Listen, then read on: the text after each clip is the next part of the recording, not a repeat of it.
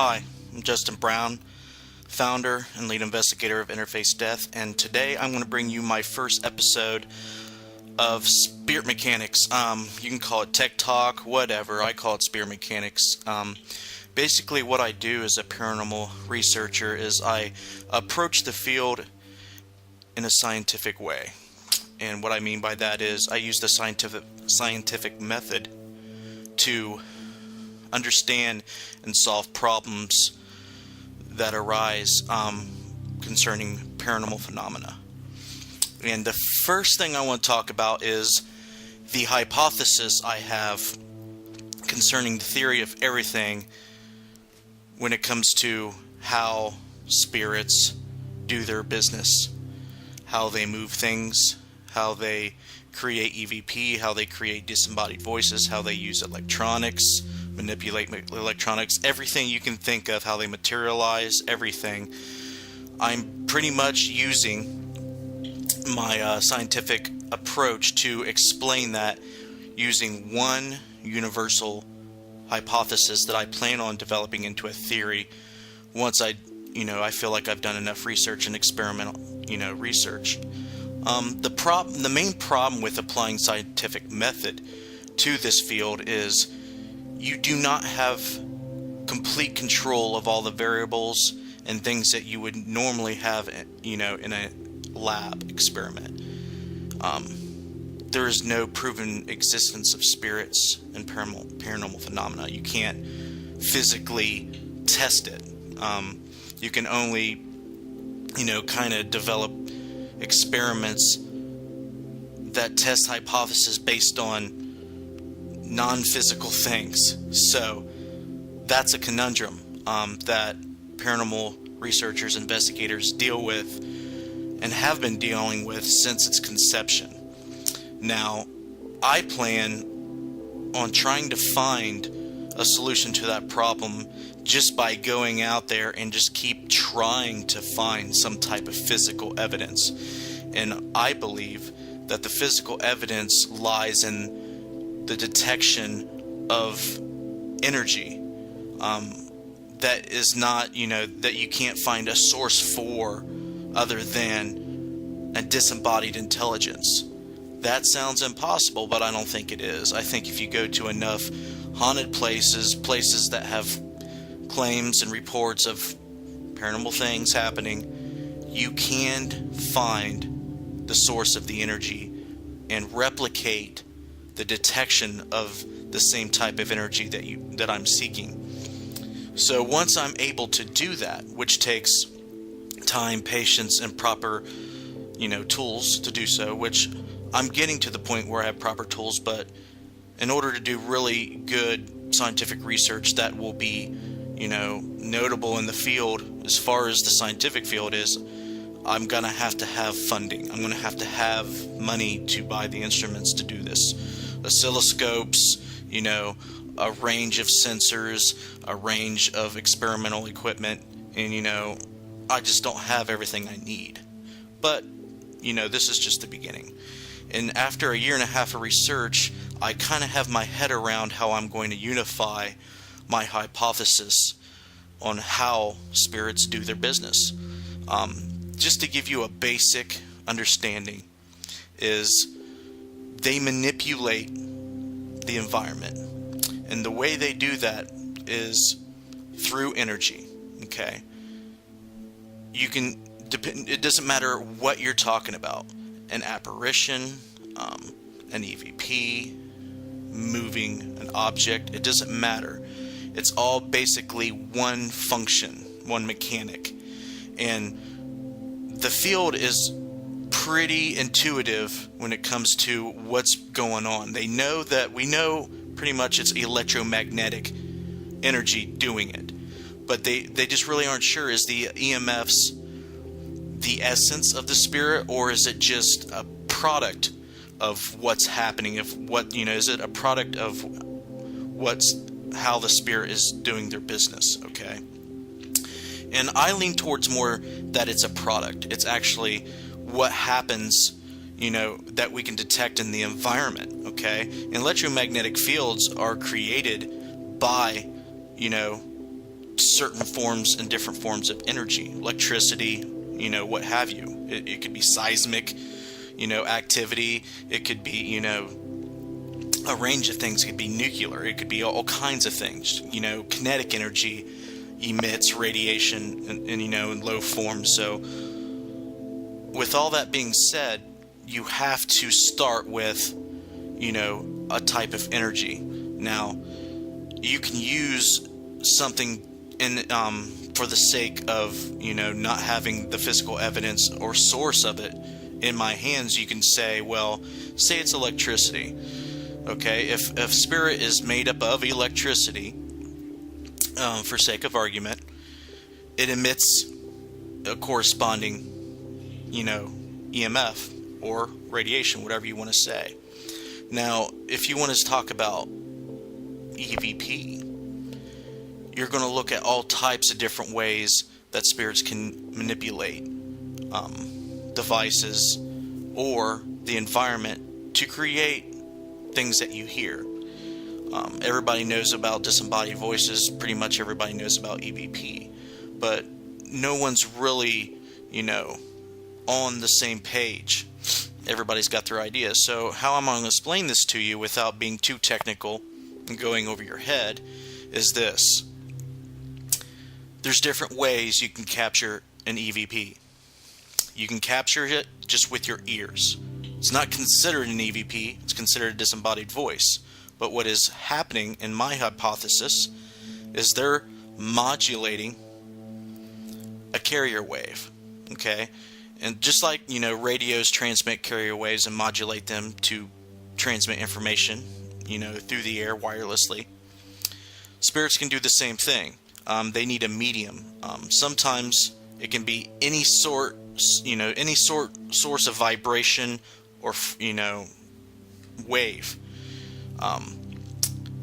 It could be any noise, okay? If there's no noise present, at this point I'm doubtful that a spirit can vibrate or manipulate air molecules to speak. I'm really doubtful of that, but I could be wrong. What I think is happening is any ambient noise or any source of any type of sound wave can be manipulated or modulated to create the disembodied voice.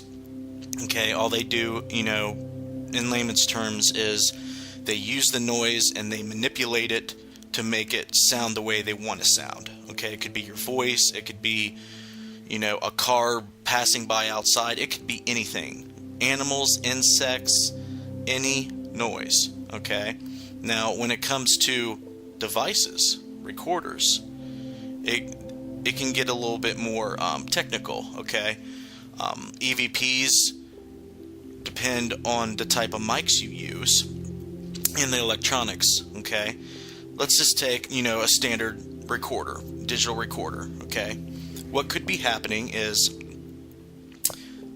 what you could be picking up is just a disembodied voice, like I just explained. What it also could be, depending on what mic it is. In this case, this digital recorder has a condenser mic. Okay, which is a different than a normal mic that you may know of. It's not like a microphone that broadcasters and singers use. Okay, it's completely different. Okay, and I'm not going to go into how they're differently designed. You can look that up on your own, but it depends on what mic you have when it comes to how the EVP is created. If you have a condenser mic, like we have in pretty much all digital recorders have used condenser mics, what end up happening is there's some kind of induction involved. Now, condenser mics don't have coils. They use a diaphragm, okay, that conducts electricity, all right? And it, pretty much what happens is the alleged spirit can create a difference in flow of the electricity in the device itself or in the immediate environment around the diaphragm. Okay, now that is difficult to test. You have to have proper equipment to detect where it's happening in the device, if it's happening in the environment around it or somewhere in the network or process of the electronics. It could be anything, and I don't think it has to be any particular location. It could just be any location, all right? And they do that using electromagnetic energy, all right? Now, dynamic mics, it's called electromagnetic induction, okay? And all of that is the EMF kind of changes the flow of electrons through a coil, all right? Pretty much how a dynamic mic works is it uses a coil with a magnet in it and a little diaphragm, and that magnet kind of bounces up and down. Like, you know, when you speak into it, your breath moves the diaphragm, which moves the magnet, which changes the electrons in the coil, which modulates the signal to create a voice that can be recorded or transmitted. All right, and spirits can manipulate that as well. And I'm going to base this hypothesis all around the same mechanic. All right, and the mechanic basically can be explained as the event of any type of arc of electricity, okay, can create that electromagnetic field to manipulate, to interfere, okay? Spirits have to create some type of arc to do their thing in this hypothesis, all right? So in order to detect, you know, or to understand the process, you're going to have to detect that arc happening somewhere. The energy involved. Now, I don't believe it's electricity. I could be wrong, okay? Because I think if it's electricity, it could be easily detected in the environment. And if that's the case, then EMF meters probably will be what will detect it. If it's not electricity, it could be a different type of energy force, like the ether force that Nikola Tesla proposed and other scientists. That may be the case. The ether force may have something to do with how it produces electromagnetics or some type of wave form that can manipulate or interfere with things to do things, all right?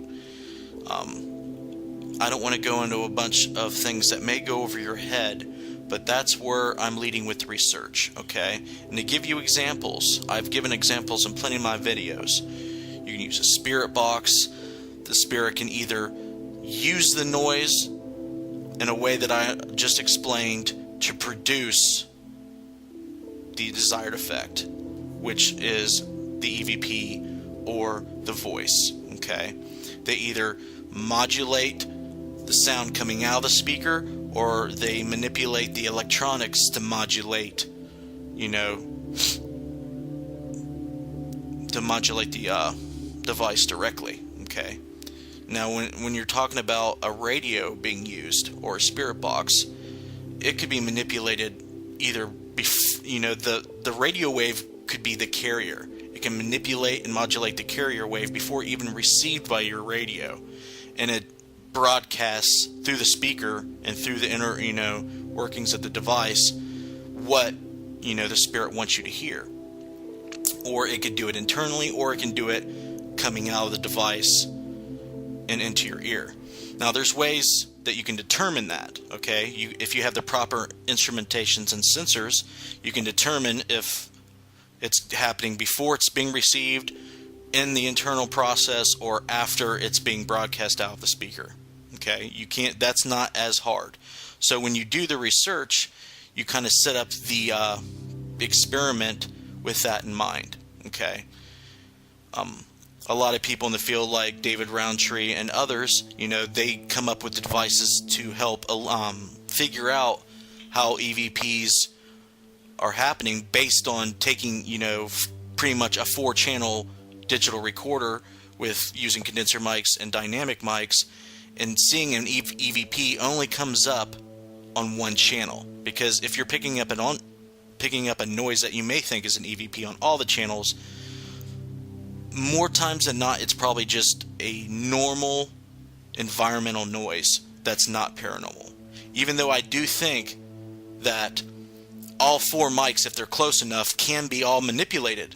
But there's no way to prove that yet, but I don't want you to rule that out. But typically what you want to look for is just one channel out of 4 or more sources to be manipulated. And that's what, we like to think is an EVP. Now, EVPs, by definition, can only be heard after the fact, on playback. Now, that's the difference between disembodied voices and EVP, okay?